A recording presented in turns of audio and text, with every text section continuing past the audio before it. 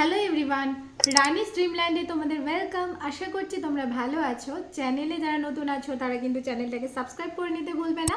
সেই সাথে পাশে থাকা যে বেল আইকনটা আছে সেটাও প্রেস করে নেবে, যাতে করে আমার নেক্সট ভিডিও আসলে পরে তোমাদের কাছে তার নোটিফিকেশান সাথে সাথে পৌঁছে যায়।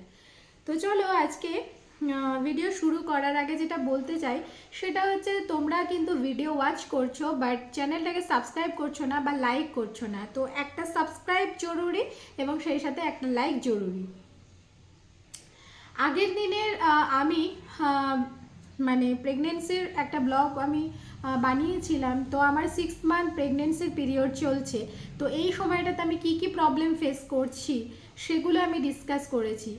তো এখনও আমি আমার এই ভিডিওর মাধ্যমে আরও কিছু কথা শেয়ার করব বলে এসেছি। তার আগে তোমরা ওই ভিডিওটা যদি কেউ না দেখে থাকো অবশ্যই ওয়াচ করো। এখানেও কিন্তু আমি নিচে ডেসক্রিপশন বক্সে লিঙ্ক শেয়ার করে দেবো, অবশ্যই দেখে নিও। আজকের মেন টপিক যেটা, যারা প্রেগনেন্সি প্ল্যান করছো মানে যারা প্রি প্ল্যান করছো, তো তাদের ক্ষেত্রে কয়েকটা কথা মাথায় রাখাটা ভীষণই জরুরি। সেটা হচ্ছে প্রেগনেন্সি যারা প্ল্যান করছো তাদের বডিকে সেরকমভাবেই তৈরি করা দরকার। কিভাবে তৈরি করা দরকার? অবশ্যই আমাদের শরীরে যেটা নিড, ফোলিক অ্যাসিডের মাত্রা বাড়ানো, আয়রনের মাত্রা বাড়ানো, ক্যালসিয়ামের মাত্রা বাড়ানো, সব কিছুই সঠিক পরিমাণে থাকা দরকার। তবেই আমাদের কনসিভ করাটা পসিবলও হয়। প্লাস নেক্সট যখন আমরা আগে বাড়বো, মানে আরও যত মানে মান্থগুলো একটার পর একটা আসবে, ডিফিকাল্টিজ আসবে, তো তখন গিয়ে আমরা বুঝতে পারবো যে হ্যাঁ, প্রি প্ল্যান করাটা ভীষণ জরুরি এবং সেই সাথে বডিকে সেইভাবে আগের থেকে প্রিপেয়ার করাটা ভীষণ জরুরি। কেননা এই সমস্ত জিনিসগুলোর মাত্রা আমাদের শরীরে সম্পূর্ণভাবে নিড। তার মধ্যে আমি যেটা বলতে চাই মেনলি সেটা হচ্ছে আয়রন।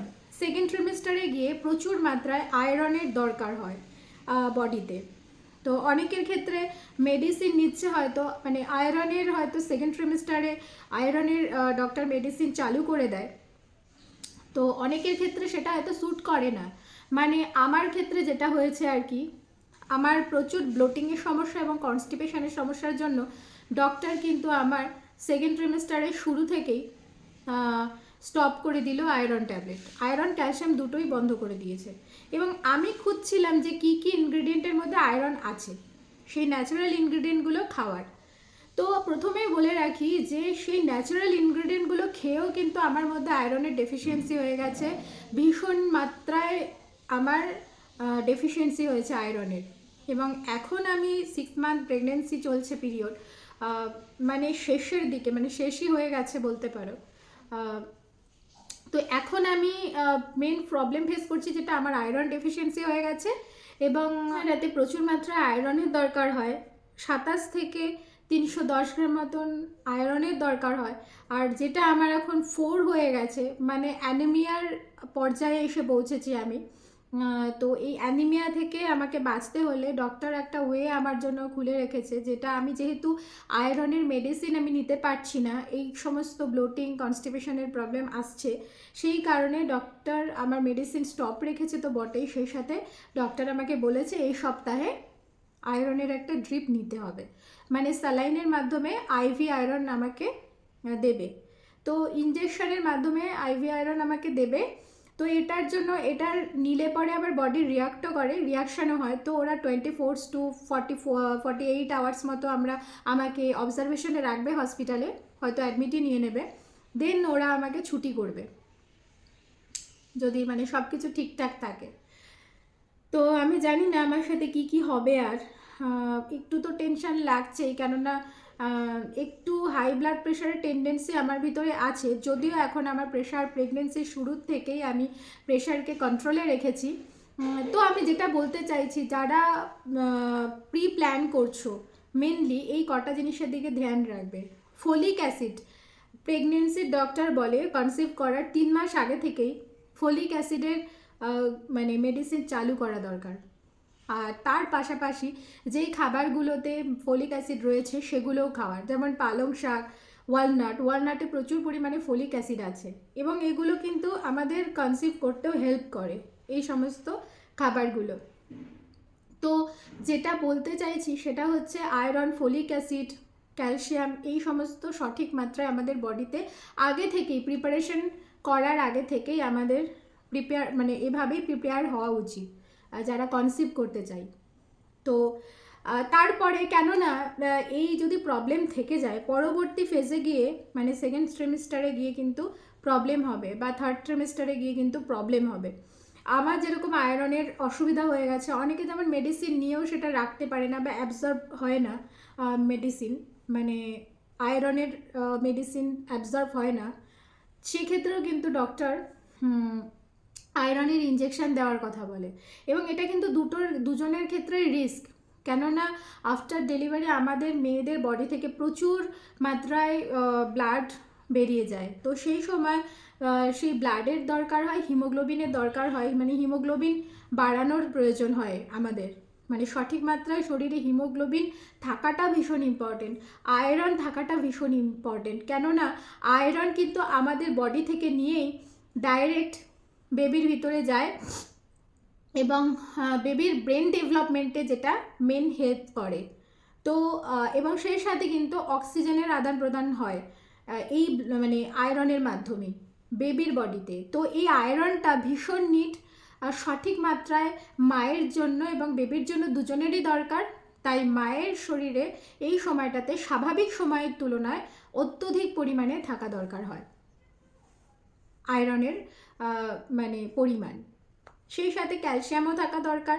ফলিক অ্যাসিড 3 মাস আগে থেকে, যারা প্ল্যান করছো 3 মাস আগে থেকে ফলিক অ্যাসিডের ডক্টরই এখন বলে দেন। আমাকে যেমন ডক্টর, আমি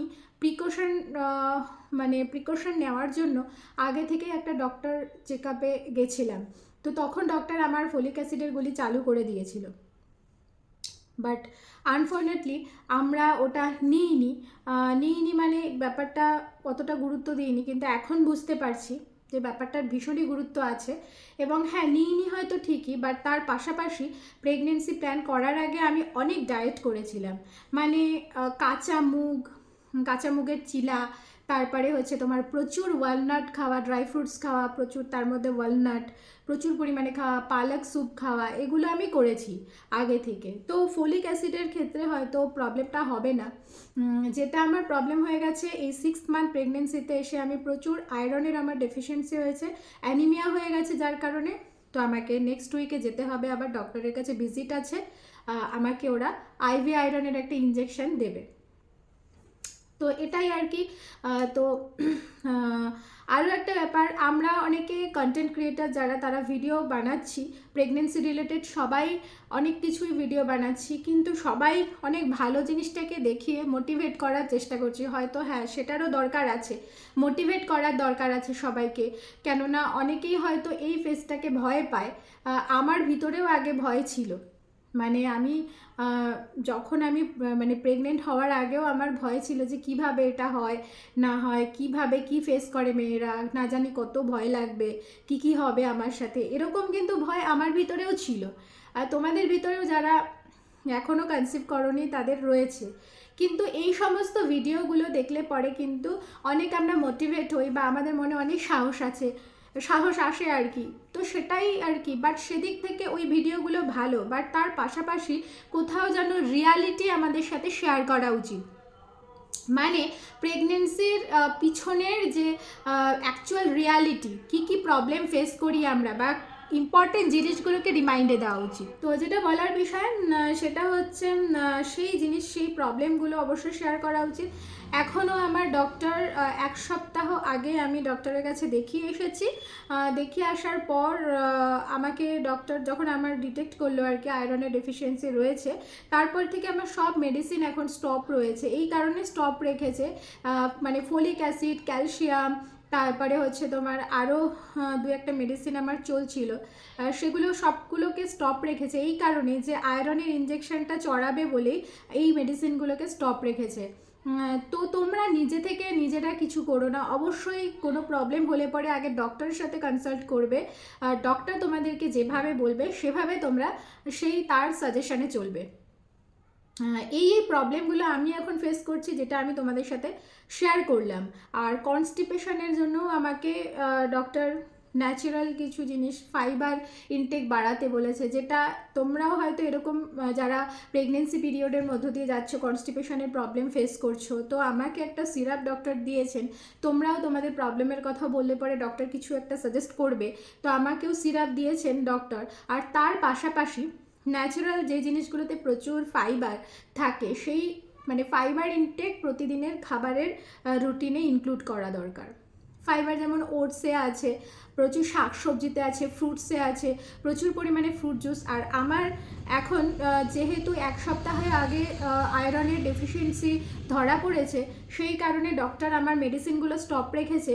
কেননা এই মেডিসিনগুলো নিতে নিতে আবার যদি ওই আয়রনের ইনজেকশনের ড্রিপ চড়ায়, তাহলে কিন্তু আমার আরও ব্লোটিং হবে, ব্লোটিংয়ের সমস্যাটা আরোই বাড়বে। তো সেই কারণেই 1 সপ্তাহের জন্য আমাকে মেডিসিন স্টপ রেখেছে। দেন আয়রনের ইনজেকশন দেওয়ার পর আমার মেডিসিন আবার কন্টিনিউ করাবে ডক্টর। তো এভাবেই আমাকে চলাবে আর কি ওরা। তো তার মাঝেও কিন্তু আমার ব্লোটিং হচ্ছে, ব্লোটিং কিন্তু আমাকে ছেড়ে যায়নি। প্রচুর পরিমাণে রাতের বেলা ঘুমোতে পারি না, মানে রাতের বেলাতে একটু খাওয়ার মাত্রাটা বাড়ালে পরে প্রচুর হাঁসফাঁস করি, এপাশ ওপাশ ঘুরতে প্রচুর অসুবিধা হয়, পেট ভারী হয়ে থাকে, প্রচণ্ড মনে হয় পেটের মধ্যে প্রচুর কিছু ওয়েট চড়ানো হয়েছে, এপাশ ওপাশ করতে অসুবিধা হয়, তারপরে ঘুম হয় না। এই রকম প্রবলেম হয়তো আমার সাথে তোমরাও যারা এই প্রবলেমের মধ্য দিয়ে যাচ্ছ বা এই ফেজের মধ্য দিয়ে যাচ্ছ, প্রেগনেন্সি ফেজের মধ্যে দিয়ে যাচ্ছ, তারা কিন্তু রিলেট করতে পারবে। তো রাতের ঘুমটাও গেছে প্রচুরবার, মানে প্রতি 2 ঘন্টা অন্তর অন্তর আমাকে কিন্তু ওয়াশরুমে যেতে হয়। তো ওয়াশরুমে যেতে হলে ন্যাচারালি ঘুমটা হয় না। তো ঘুম হয় না, তো স্বাভাবিকভাবে সকালবেলাটা হয়তো একটু বেশি সময় ধরে ঘুমিয়ে থাকি, এরকম হয়। তো সেক্ষেত্রে আমি বলবো যে রাতে জলটা কম খাওয়া উচিত। সকালবেলার থেকে সারা দিন তোমরা মানে অন্তত 4-5 লিটার করে জল খাও, জল খাওয়াটাও ভীষণ দরকার। আমি হচ্ছে জ্ঞানপাপী, আমি নিজে কম খাই, বাট এটা উচিত না। আমারও কাউন্ট করে এবার থেকে মেজারমেন্ট মানে বটলে করে নিয়ে আমার জল খাওয়াটাও ভীষণ দরকার সঠিক মাত্রাতে। তো জল খেতে হবে। রাতের বেলা জলের পরিমাণটা কমিয়ে দেওয়ার কথা বলছি, কারণ টয়লেটে একটা যাওয়ার সমস্যা রয়েছে, বারবার ওয়াশরুমে যেতে হচ্ছে। তো এই সমস্ত প্রবলেম তো রয়েইছে, এই সমস্ত প্রবলেম তো ফেস করছি। সেই সাথে ব্লোটিংয়ের সমস্যাও রয়েছে। মানে ব্লোটিংয়ের সমস্যা তোমরা থাকলে পরে লিকুইড ডায়েট বাড়াতে পারো।